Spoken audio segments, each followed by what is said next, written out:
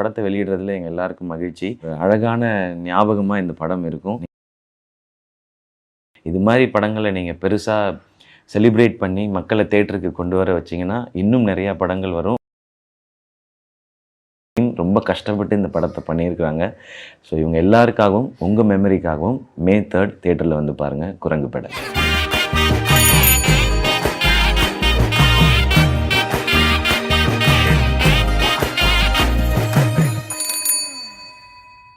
Hello, எல்லாருக்கும் வணக்கம். நான் சிவகார்த்திகேயன். குரங்கு பெடல் எனக்கு ரொம்ப ரொம்ப ஸ்பெஷலான ஃபிலிம். குழந்தைகளுக்கான படங்கள், அவங்களுடைய மனநிலையில் இருக்கிற படங்கள், அவங்க ரொம்ப ரசிக்கிற படங்கள் வர்றது ரொம்ப ரொம்ப குறைஞ்சிருச்சு. இன்ஃபேக்ட் வரதே இல்லைன்னு சொல்லலாம். அப்படி ஒரு தருணத்தில் இப்படி ஒரு படம் வந்திருக்கு. இதை நிச்சயமாக எல்லாரும் குடும்பத்தோடு போய் பார்க்கணும் அண்ட் எல்லாரும் பயங்கரமாக சப்போர்ட் பண்ணணுன்னு நான் கேட்டுக்கிறேன்.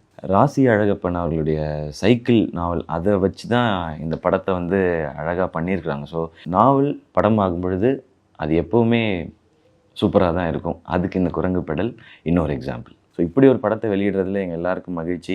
அழகான ஞாபகமாக இந்த படம் இருக்கும். நீங்கள் நிச்சயமாக கொண்டாடுவீங்க. கொண்டாடணும்னு நான் என்னுடைய வேண்டுகோளாக வைக்கிறேன்.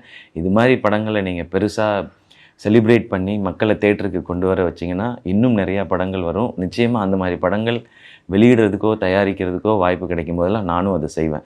சிவகார்த்திகேயன் ப்ரொடக்ஷன்ஸ் ஆரம்பிக்கப்பட்டதின் நோக்கம் அழகான திரைப்படங்கள், புது களம், இதெல்லாம் கொடுக்கணுன்றது ஒரு பக்கம் இருந்தாலும் நல்ல டேலண்ட்ஸ் அவங்களுக்கு இது ஒரு பெரிய பிளாட்ஃபார்மாக இருக்கணுன்றது தான். அந்த வகையில் இந்த படத்தில் நடித்த குட்டி பசங்களுக்கு இந்த படம் ஒரு பிளாட்ஃபார்மாக அமையணும்னு நான் கடவுளை வேண்டிக்கிறேன். சந்தோஷ், ஞானசேகரன், சாய் கணேஷ், ராகவன், ரத்தீஷ், உங்கள் எல்லாருக்கும் வாழ்த்துக்கள். எல்லோரும் ரொம்ப சூப்பராக பண்ணியிருக்கீங்க தம்பிங்களா. ரொம்ப ரொம்ப லைவாக இருந்தது. யாருமே நடித்த மாதிரியே இல்லை, எல்லோரும் வாழ்ந்த மாதிரியே இருந்தது. ஸோ உங்கள் எல்லாருக்கும் வாழ்த்துக்கள். காளி வெங்கடண்ணா எல்லாருடைய ஃபேவரட். ரொம்ப இயல்பான அந்த காலகட்டங்களில் இருந்த ஒரு அப்பாவை ரொம்ப அழகாக காமிச்சிட்டிங்க காளி வெங்கடண்ணை. ரொம்ப மகிழ்ச்சி. நீங்கள் வந்து இவ்வளோ அற்புதமாக பண்ணியிருக்கிற இந்த படத்தை நாங்கள் வெளியிடுறதில்ல.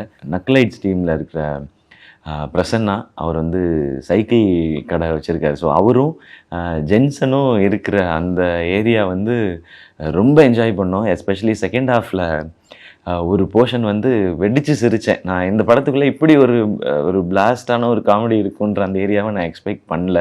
அண்ட் அதே மாதிரி நக்லைட்ஸ்லேருந்து நடிச்சிருக்க அம்மாவாக நடிச்சிருக்க அவங்களுக்கும் அண்ட் சிஸ்டரா படத்தில் பண்ணியிருக்க எல்லாருக்கும் என்னுடைய வாழ்த்துக்கள். உங்கள் எல்லாருடைய ப்ரெசன்ஸ் அண்ட் பர்ஃபார்மன்ஸ் இந்த படத்தை இன்னும் அழகாக்கிடுச்சு. அதே மாதிரி கேமராமேன், எடிட்டர், ஆர்ட் ஒர்க் பண்ணவங்க, ஸோ எல்லாருக்கும் என்னுடைய வாழ்த்துக்கள். ஏன்னா பீரியட் ஃபிலிம் பண்ணுறோன்னும் போது இது எல்லாமும் அழகாக இருக்கணும். காஸ்டியூம்ஸ் பண்ணவங்க எல்லாருக்கும் என்னுடைய வாழ்த்துக்கள். குரங்கு பெடல் படம் வந்து கமலக்கண்ணன் டைரக்டர், அவருடைய நண்பர்கள், அவருடைய டீம் படம் முடிச்சுட்டு ஜிப்ரான் பிரதர்கிட்ட படம் காட்டி அதுக்கப்புறம் தான் அவர் இதோட ஸ்கோருக்கு வந்தார். அழகாக பொயட்டிக்காக நிறையா விஷயங்கள் இருக்குது. இது கூட அவருடைய மியூசிக் வந்து எங்கெல்லாம் இது எவ்வளோ எனர்ஜெட்டிக்காக ஆக்க முடியுமோ, அதாவது நம்ம ஒரு சம்மர் வெக்கேஷனில் என்ன மனநிலையில் இருப்போமோ அதை வந்து அவருடைய மியூசிக்கில் கொண்டு வந்திருக்காரு. கொண்டாட்டம் சாங் நீங்கள் கேட்டிருப்பீங்க. அது நம்மளுடைய சம்மர் வெக்கேஷனை சொல்லும் அப்படியே. அதே மாதிரி தேரோட்டம்னு ஒரு சாங் இருக்குது.